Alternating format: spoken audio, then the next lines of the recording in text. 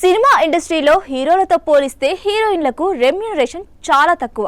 కొంతమంది హీరోయిన్లకు మాత్రం కొంత మినహాయింపు ఉంటుంది.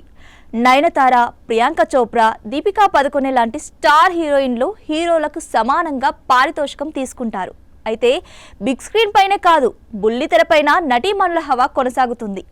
సీరియల్స్ హీరోయిన్లు కూడా ఈ మధ్య కాలంలో తెగ ఫేమస్ అవుతున్నారు. హీరోయిన్లను మించిన క్రేజ్ తెచ్చుకున్న భామలు చాలా మంది ఉన్నారు. అలాంటి వారిలో జన్నత్ జుబైర్ రెహమానీ ఒకరు. ఈమె వయసు కేవలం 23 సంవత్సరాలు మాత్రమే. కానీ ఆస్తుల విలువ మాత్రం వందల కోట్లలో ఉంది. వినడానికి షాకింగ్గా ఉన్నా ఇది వాస్తవం.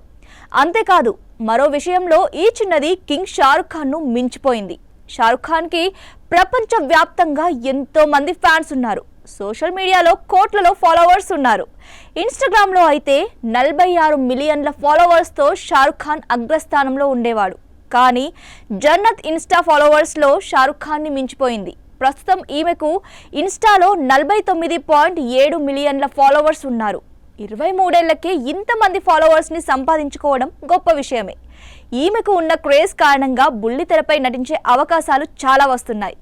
జన్నత్ 2001 ఆగస్టు 29న ముంబైలో జన్మించింది. చైల్డ్ ఆర్టిస్ట్గా ఇండస్ట్రీలోకి అడుగుపెట్టింది. ఎన్నో టీవీ సీరియల్స్, సినిమాల్లో నటించింది. Hichki, what will people say సినిమాలు మంచి పేరు తెచ్చిపెట్టాయి. సీరియల్స్తో పాటు పలు టీవీ షోస్లో నటించి మెప్పిస్తోంది. ఖత్రోన్ కే ఖిలాడి షోలో పాల్గొన్న జన్నత్ ఒక్కో ఎపిసోడ్కి 18 లక్షల రెమ్యూనరేషన్ తీసుకుందట.